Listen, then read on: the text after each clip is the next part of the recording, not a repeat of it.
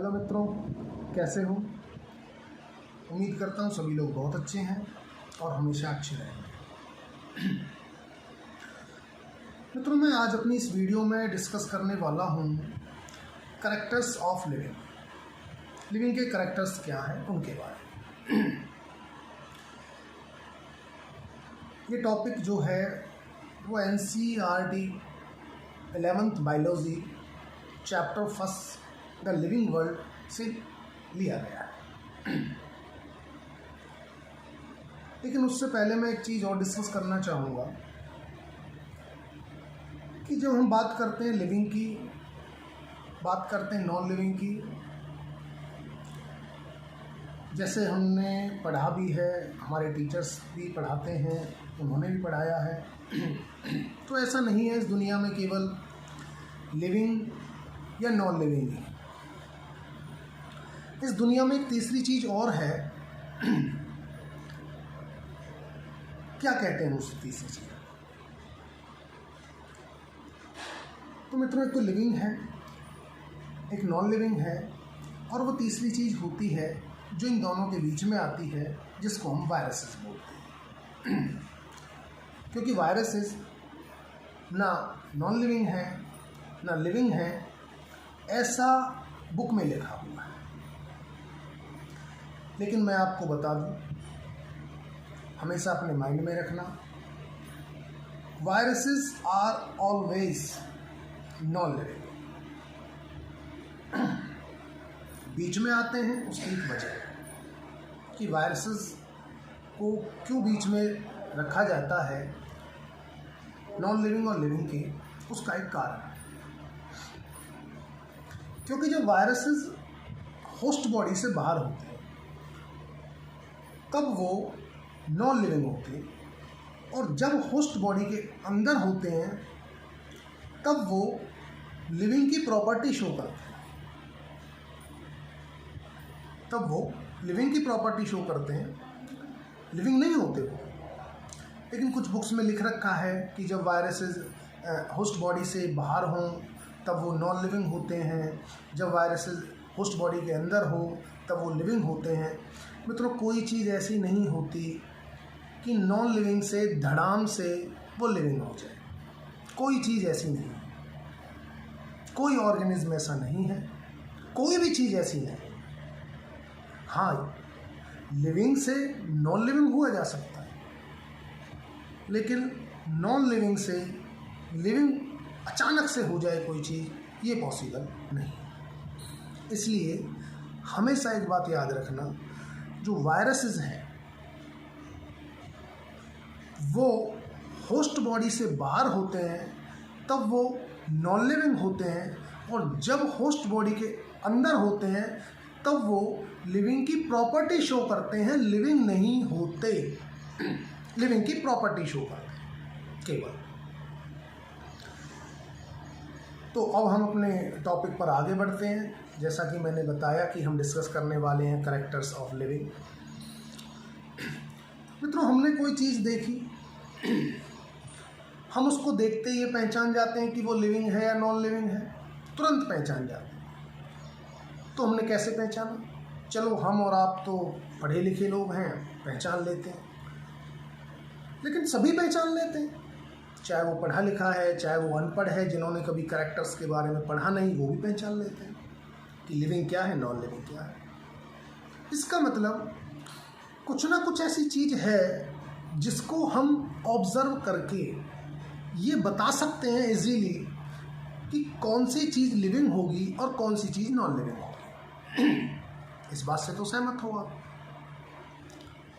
तो मैं उन्हीं चीज़ों के बारे में या उन्हीं कैरेक्टर्स के बारे में मैं डिस्कस करने वाला हूँ। तो पहला कैरेक्टर है मित्रों ग्रोथ। NCERT में भी जैसे दिया हुआ है फर्स्ट कैरेक्टर, मैं इसके बारे में बताता हूँ। मित्रों, जो ग्रोथ है ना, उसके अंदर दो चीज़ें हैं। अगर कोई चीज़ साइज में बढ़ रही है, मास में बढ़ रही है, हम उस चीज को ग्रोथ बोलेंगे, इंक्रीज इन मास। ग्रोथ बोलना है। अगर कोई चीज़ जैसे कि माइक्रो ऑर्गेनिजम्स, ये ज़्यादातर टर्म माइक्रो ऑर्गेनिजम्स के लिए है। अगर माइक्रो ऑर्गेनिजम्स जब नंबर में बढ़ते हैं, इंक्रीज इन नंबर, तो हम उसको भी ग्रोथ बोलते हैं। तो बॉटम लाइन जो यहाँ पर ये निकल के आती है कि ग्रोथ के अंदर एक्चुअल में दो प्रॉपर्टी, या हम बोलें दो करैक्टर्स हैं। अकेले ग्रोथ करैक्टर में भी दो करैक्टर हैं, increase in mass and increase in number. किसी चीज़ का साइज में बढ़ना, मास में बढ़ना ग्रोथ है, किसी चीज़ का नंबर में बढ़ना ग्रोथ है। और नंबर में बढ़ना जो ग्रोथ होता है वो ज़्यादातर बायोलॉजिस्ट जो हम लोग हैं, जो बायोलॉजी पढ़ने वाले जो लोग हैं, वो यूज़ करते हैं माइक्रो ऑर्गेनिजम्स के लिए। Increase in number micro organisms के लिए। लार्ज साइज का ऑर्गेनिज्म है तो उसकी ग्रोथ हम मानते हैं इंक्रीज इन साइज और इंक्रीज इन मास। ठीक है, अब बात आती है कि जो ग्रोथ है, लिविंग ग्रोथ करता है, क्या नॉन लिविंग ग्रोथ नहीं करता? नॉन लिविंग भी ग्रोथ करता है। अब नॉन लिविंग भी ग्रोथ कर रहा है, लिविंग भी ग्रोथ कर रहा है, तो हम ये कैसे कह सकते हैं कि ग्रोथ करना ये लिविंग का करैक्टर रखेगा? ये तो नहीं कह सकते हम। अब आप सोच रहे होंगे जी नॉन लिविंग कैसे ग्रोथ करता है? बता दो मित्रों, आप ग्लेशियर्स को देखिए, पहाड़ों को देखिए, क्या ग्रोथ नहीं करते? ग्रोथ करते हैं। ये साइज में बड़े होते हैं, और मैंने बताया साइज में बड़ा होना ग्रोथ कहलाता है। इंक्रीज इन मास और इंक्रीज इन साइज ग्रोथ। और लिविंग ऑर्गेनिज्म जो हैं, या तो वो नंबर में बढ़ रहे हैं तब वो ग्रोथ कहलाएगा, और या वो साइज में भी बढ़ रहा है वो तब भी वो ग्रोथ कहलाएगा। तो लिविंग भी ऐसा कर रहे हैं, नॉन लिविंग भी ऐसा कर रहे हैं, तो हम ये कैसे कह सकते हैं कि केवल लिविंग का करैक्टर है ग्रोथ? हम नहीं कह सकते, क्योंकि ग्रोथ की प्रॉपर्टी दोनों के अंदर है, लिविंग के अंदर भी है, नॉन लिविंग के अंदर भी है। फर्क एक बात का है, एक बात हमेशा याद रखना, नॉन लिविंग जो है जब वो ग्रोथ करता है तो ग्रोथ करने वाला जो मटेरियल है वो अक्यूमुलेट होता है उसकी आउटर बॉडी। मतलब नॉन लिविंग मटेरियल की ग्रोथ एक्सटर्नल होती है और लिविंग की ग्रोथ इंटरनल होती है। लिविंग की ग्रोथ इंटरनल होती है और नॉन लिविंग की ग्रोथ एक्सटर्नल होती है। मित्रों, मैं आपको एक चीज़ और बता दूं, पिछले साल के बहुत से क्वेश्चंस जब आप देखोगे लास्ट ईयर्स के, तो बहुत से क्वेश्चंस मिलेंगे इन कैरेक्टर्स को लेके आपको। तो इसलिए आपको कैरेक्टर्स वाला जो ये कंसेप्ट है आपको बहुत अच्छे से समझ लेना है। तो मैंने बताया आपको जो नॉन लिविंग है ग्रोथ वो भी कर रहे हैं, लिविंग है ग्रोथ वो भी कर रहे हैं। तो इसका मतलब ग्रोथ केवल ग्रोथ लिविंग का करैक्टर तो नहीं है, क्योंकि दोनों कर रहे हैं। नॉन लिविंग बाहर से कर रहा है, एक्सटर्नल कर रहा है, लिविंग इंटरनल कर रहा है। लेकिन एक बात का फर्क है, वो क्या? लिविंग, अगर क्वेश्चन में ये आता है, एग्जामिनर अगर आपसे ये पूछता है कि growth is a character of living, ठीक है, growth is a exclusive character of living, गलत। Growth is a exclusive character of living नहीं है। ठीक है, लिविंग ग्रोथ करते हैं, यहां तो ठीक थी बात। लिविंग एक्सक्लूसिव करैक्टर है लिविंग का ग्रोथ करना, ये गलत है। लिविंग का डिफाइनिंग करैक्टर है ग्रोथ, ये भी गलत है, क्योंकि नॉन लिविंग भी कर रहा है। तो हम ग्रोथ को डिफाइनिंग करैक्टर भी नहीं बोलेंगे। हाँ, अगर एग्जामिनर ये बोलता है कि क्या इंटरनल ग्रोथ एक्सक्लूसिव करैक्टर है लिविंग का, तब बात बिल्कुल ठीक है। या वो ये बोले क्या इंटरनल ग्रोथ डिफाइनिंग करैक्टर है लिविंग का, बिल्कुल है। एक्सक्लूसिव भी है या डिफाइनिंग भी है, जो बोलो। अब जैसे अभी आया है कि डिफाइनिंग करैक्टर का मतलब है जो उसके लिए पर्टिकुलर वो एक्सक्लूसिव है, उसमें है, जो केवल उसमें ही हो रही है और कोई एग्जाम्पल नहीं है उसका, वो होता है डिफाइनिंग करैक्टर। ओवरऑल हम इस बॉटम लाइन पर आते हैं, growth is not the defining character of livings, but internal growth is the defining character of living. ये हमेशा अपने माइंड में रखना हो। अब दूसरा करैक्टर आ जाता है रिप्रोडक्शन। लिविंग ऑर्गेनिज्म रिप्रोडक्शन करते हैं, बिल्कुल ठीक है। इसका मतलब क्या जो रिप्रोडक्शन कर रहा है क्या वो लिविंग है? ठीक है, हाँ वो लिविंग है। अब बात ये आती है, क्या सारे लिविंग रिप्रोडक्शन करते हैं? मैंने बोला पहले रिप्रोडक्शन लिविंग में होता है, ठीक है जी, हाँ होता है। क्या जो भी ऑर्गेनिज्म रिप्रोडक्शन कर रहा है वो सब लिविंग है? बिल्कुल ठीक है, वो सब लिविंग है। अब बात आती है कि क्या सभी ऑर्गेनिज्म रिप्रोडक्शन करते हैं? नहीं, सभी ऑर्गेनिज्म रिप्रोडक्शन नहीं करेंगे। कुछ ऑर्गेनिज्म ऐसे भी हैं जो रिप्रोडक्शन नहीं करते, जैसे खच्चर, म्यूल रिप्रोडक्शन नहीं करता, लेकिन लिविंग है ना।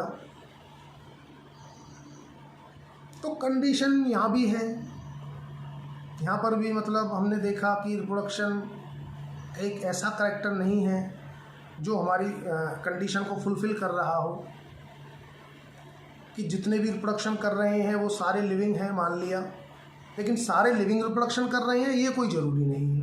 कंडीशन ये आ गई। इसके बेसिस पर हम रिप्रोडक्शन को भी डिफाइनिंग करैक्टर नहीं बोल सकते। तो दो करैक्टर हुए यहाँ, ग्रोथ हुआ, ग्रोथ लिविंग का करैक्टर है, बिल्कुल है।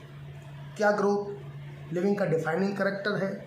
नहीं है, ग्रोथ लिविंग का डिफाइनिंग करैक्टर नहीं है। दूसरा है रिप्रोडक्शन। क्या रिप्रोडक्शन लिविंग का करैक्टर है? बिल्कुल है। क्या रिप्रोडक्शन लिविंग का डिफाइनिंग करैक्टर है? बिल्कुल नहीं। अब आता है तीसरा करैक्टर, मेटाबॉलिज्म। सबसे पहले मित्रों आपको ये समझना होगा मेटाबॉलिज्म है क्या। देखिए, किताब के अंदर कोई स्टेटमेंट लिख दी, वो हमारी कितने समझ में आई ये तो आप ही जानते हो, मैं भी जानता हूँ। तो मेटाबॉलिज्म जो डेफिनेशन है वो लिखा हुआ है, the sum total of all the reactions taking place in our body. Mean to say, जो भी रिएक्शंस हमारी बॉडी में हो रही हैं, कैसी भी रिएक्शन, सम टोटल बोला ना, sum total, all over, sum total of all the reactions in our body is metabolism. हमारी बॉडी में जितनी भी सारी रिएक्शन हो रही हैं वो मेटाबॉलिज्म कहलाती है। हमारी बॉडी में कितनी तरह की रिएक्शन हो रही है? हमारी बॉडी में दो ही तरह की रिएक्शन है। या तो कोई रिएक्शन कुछ बनाने के लिए हो रही है, या कोई रिएक्शन कुछ तोड़ने के लिए हो रही है। या तो कुछ बनाने के लिए रिएक्शन हो रही है, कुछ बना रही होगी हमारी बॉडी में, या कोई रिएक्शन ऐसी है जो हमारी बॉडी में कुछ ना कुछ तोड़ रही होगी, हमारी सेल में कुछ ना कुछ तोड़ रही होगी, ऐसी रिएक्शन होगी। दो तरह की रिएक्शन है। बनाने वाली रिएक्शंस को मित्रों हम एनाबॉलिक रिएक्शन बोलते हैं और ब्रेक डाउन वाली रिएक्शंस को हम कैटाबॉलिक रिएक्शन बोलते हैं। मेटाबॉलिज्म को अगर देखा जाए तो दो में बटा हुआ है, एनाबॉलिक रिएक्शन और कैटाबॉलिक रिएक्शन। ठीक है, अब बात ये आती है कि जो भी चीज मेटाबॉलिज्म कर रही है क्या वो लिविंग है? बात को समझना ध्यान से। क्या जो भी चीज मेटाबॉलिक रिएक्शन कर रही है वो लिविंग है? एक तो क्वेश्चन है ये। एक है क्या लिविंग ऑर्गेनिज्म मेटाबॉलिज्म करते हैं? ठीक है, सारे लिविंग ऑर्गेनिजम्स के अंदर मेटाबॉलिज्म होता है, बिल्कुल सही है। लेकिन जिसके अंदर मेटाबॉलिज्म हो, जिनके अंदर ही मेटाबॉलिज्म हो रहा है, वो सब लिविंग हो, ये कोई जरूरी नहीं। जैसे एक एग्जांपल ले लेते हैं, मान लीजिए हमने कोई रिएक्शन कराई, हमने कोई रिएक्शन कराई टेस्ट ट्यूब में। टेस्ट ट्यूब में रिएक्शन हो रही है, मेटाबॉलिज्म तो चल रहा है रिएक्शन में, वो टेस्ट ट्यूब में। तो क्या टेस्ट ट्यूब लिविंग हो गई? बताइए। हमने कोई रिएक्शन टेस्ट ट्यूब में कराई, अब वो रिएक्शन टेस्ट ट्यूब में चल रही है, तो क्या वो टेस्ट ट्यूब लिविंग हो गई? नहीं हुई। इसलिए मैंने बोला कि कोई ज़रूरी नहीं है जिनमें मेटाबॉलिक रिएक्शन चल रही हो वो लिविंग हो, बट ये ज़रूरी है कि जो भी लिविंग होगा उसमें मेटाबॉलिक रिएक्शन चल रही है, उसमें मेटाबॉलिज्म है।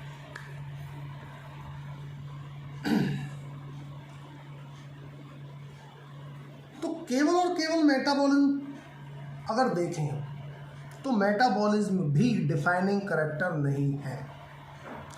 एनसीईआरटी में एक चीज लिखी हुई है, organisation is the defining character of living. अब ऑर्गेनाइजेशन क्या है ये समझिए। मेटाबॉलिक रिएक्शन टेस्ट ट्यूब में चल रही है, मेटाबॉलिक रिएक्शन हमारी बॉडी में चल रही है। मेटाबॉलिक रिएक्शन टेस्ट ट्यूब में चल रही है तो लिविंग नहीं है, हमारी बॉडी में चल रही है तो वो लिविंग, फिर हमारी बॉडी लिविंग हो जाती है। जब कोई मेटाबॉलिक रिएक्शन सेल के अंदर या किसी सेलुलर ऑर्गेनाइजेशन के अंदर चल रही है, अगर कोई मेटाबॉलिक रिएक्शन सेल के अंदर या सेलुलर ऑर्गेनाइजेशन के अंदर चल रही है, तब मेटाबॉलिज्म एक डिफाइनिंग कैरेक्टर है। और अगर कोई मेटाबॉलिक रिएक्शन ऐसा नहीं कर रही है, तब हम उस रिएक्शन को लिविंग बोले। लिविंग तो बोलेंगे ही नहीं, ऑब्वियस सी बात है। नॉन लिविंग बोले, हमें नहीं पता। बाहर चल रही है, टेस्ट ट्यूब में चल रही है, बाहर चल रही है, नॉन लिविंग है। हमारी बॉडी में चल रही है, वो लिविंग रिएक्शन है। लिविंग बॉडी के अंदर चल रही है तो लिविंग रिएक्शन होगी। अब एक केस मैं ऐसा रखता हूँ, हमने एक टेस्ट ट्यूब बेबी बनाया, उस टेस्ट ट्यूब बेबी के अंदर मेटाबॉलिज्म चलेगा, मेटाबॉलिज्म तो चलेगा टेस्ट ट्यूब बेबी के अंदर। अब बात आती है कि ऑर्गेनाइजेशन तो वहाँ है, अब हम उस रिएक्शन को क्या करेंगे। ये ऐसी कंडीशन आ गई है, तीसरे टाइप की कंडीशन। एक तो कंडीशन थी कि मेटाबॉलिक रिएक्शन चल रही है आपका टेस्ट ट्यूब के अंदर, जिसको हमने नॉन लिविंग बोल दिया, नॉन लिविंग रिएक्शन है। एक चल रही है मेटाबॉलिज्म जो रिएक्शन चल रही है लिविंग बॉडी के अंदर, जिसको हमने लिविंग रिएक्शन बोल दिया। एक कंडीशन ऐसी आ गई टेस्ट ट्यूब बेबी की कंडीशन, मेटाबॉलिक रिएक्शन चल रही है, अब उसको हम क्या बोलें? क्या हम उसको लिविंग बोल सकते हैं क्योंकि ऑर्गेनाइजेशन के अंदर चल रही है? क्या हम उसको नॉन लिविंग बोल सकते हैं? तो नॉन लिविंग तो हम बिल्कुल नहीं बोलेंगे और लिविंग भी हम नहीं बोलेंगे। तो ना वो लिविंग है ना वो नॉन लिविंग है, हम उसके बारे में कुछ नहीं बोलते। ना तो वो रिएक्शन लिविंग होगी ना वो रिएक्शन नॉन लिविंग होगी। ठीक है, ये मेटाबॉलिज्म है। अब क्वेश्चंस में जब देखता हूँ मैं क्वेश्चंस को, तो क्वेश्चंस में मेटाबॉलिज्म को माना गया है कि डिफाइनिंग कैरेक्टर है।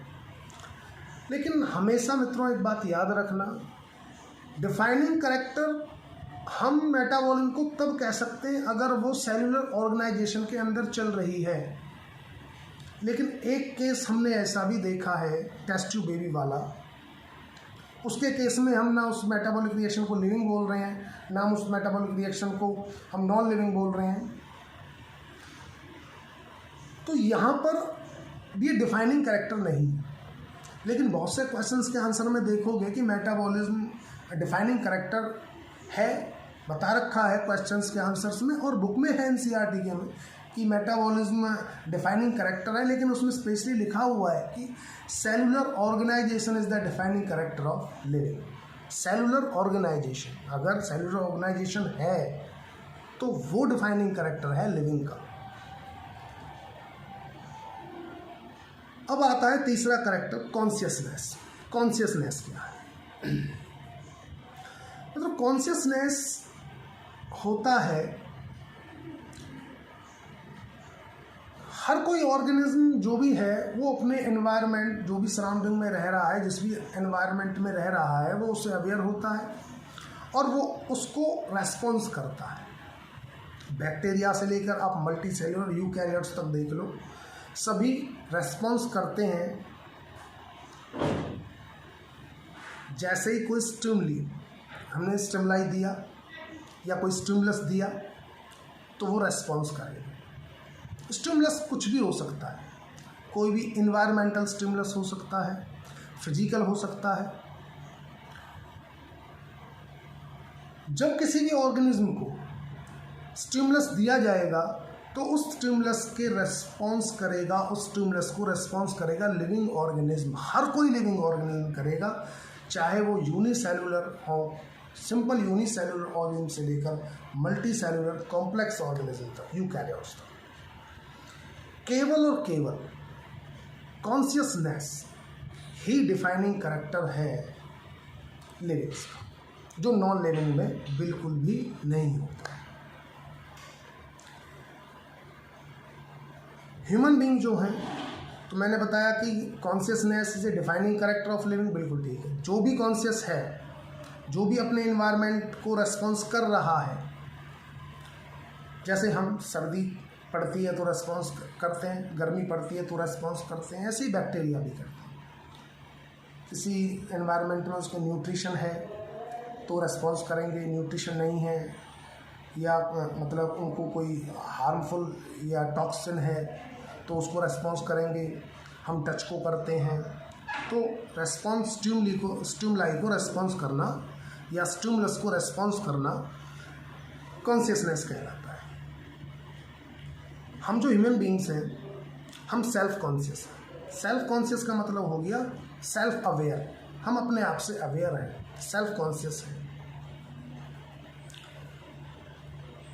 और जो ऑर्गेनिज्म है वो सेल्फ कॉन्शियस नहीं है। सेल्फ कॉन्शियसनेस क्या डिफाइनिंग कैरेक्टर है लिविंग का? आप ही बताइए, क्या सेल्फ कॉन्शियस डिफाइनिंग कैरेक्टर है लिविंग का? लेकिन एक चीज़ जरूर सोच लेना, सेल्फ कॉन्शियस डिफाइनिंग कैरेक्टर तब बताना अगर ये कैरेक्टर सभी ऑर्गेनिज्म में हो। नहीं है ना, तो इसलिए ये सेल्फ कॉन्शियसनेस जो है वो डिफाइनिंग कैरेक्टर नहीं है लिविंग का। कॉन्शियस डिफाइनिंग कैरेक्टर है लिविंग का? हाँ बिल्कुल, कॉन्शियसनेस जो है वो लिविंग का डिफाइनिंग कैरेक्टर है। मित्रों एक कंडीशन आती है जो आपकी एनसीईआरटी की बुक में भी दी हुई है। एक बंदा है जो कोमा में है, एक बंदा है जो कोमा में है। क्या वो कॉन्शियस है? बताइए आप मुझे, क्या वो कॉन्शियस है? जो बंदा कोमा में पड़ा है, क्या वो कॉन्शियस है? वो बिल्कुल कॉन्शियस है। अब आप सोच रहे होंगे सर कैसे कॉन्शियस है? उसको कुछ भी बोलो वो कोई रेस्पॉन्स नहीं करेगा, उसको भले ही गाली दे दो, कुछ भी बोलो, उसकी बुराई करो उसके मुंह पे, वो रेस्पॉन्स ही नहीं कर रहा, कैसे कॉन्शियस है?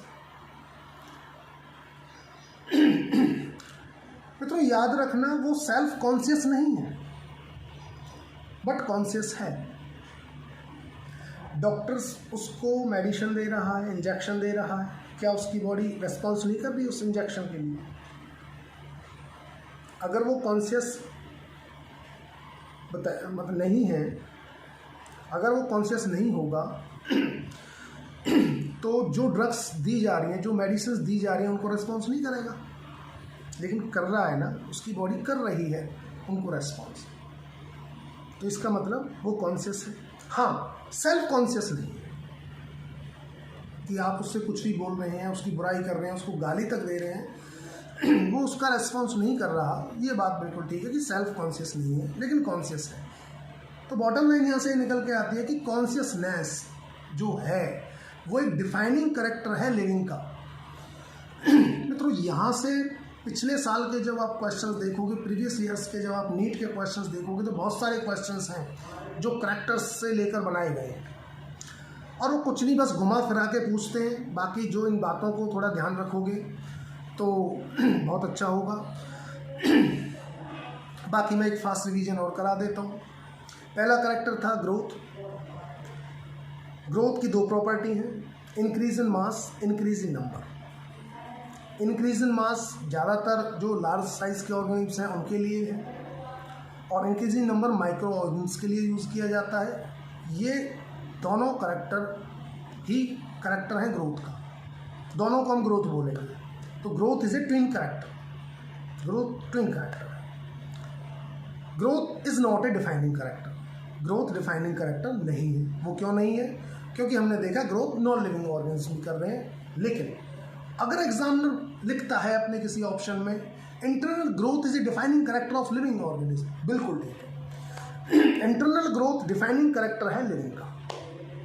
दूसरा कैरेक्टर रिप्रोडक्शन। जो रिप्रोडक्शन कर रहे हैं वो सारे ऑर्गेनिज्म लिविंग हैं, बिल्कुल ठीक है बात। जो भी ऑर्गेनिज्म रिप्रोडक्शन कर रहे हैं वो लिविंग है। अब बात है, क्या सारे लिविंग ऑर्गेनिज्म रिप्रोडक्शन करते हैं?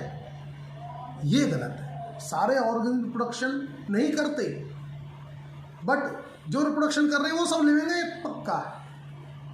लेकिन सारे लिविंग ऑर्गेनिज्म रिप्रोडक्शन करें ये जरूरी नहीं है, इसलिए रिप्रोडक्शन भी एक डिफाइनिंग कैरेक्टर नहीं है। मेटाबॉलिज्म, मेटाबॉलिज्म डिफाइनिंग कैरेक्टर माना जाता है बेस्ड ऑन द ऑर्गेनाइजेशन। इसलिए cellular organisation is the defining character.